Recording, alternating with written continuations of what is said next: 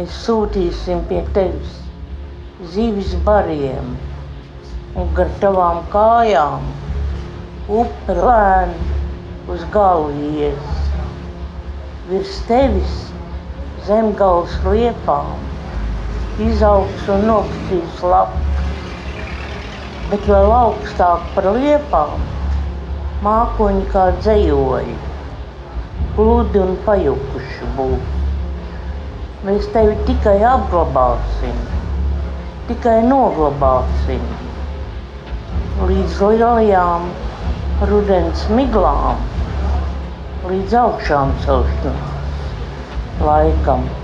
Nebaidies, tikko jaušam ziedu smarža vēl dzīvo, un liepām tik mazas un zaļas lapiņas kā spārni tauriņiem.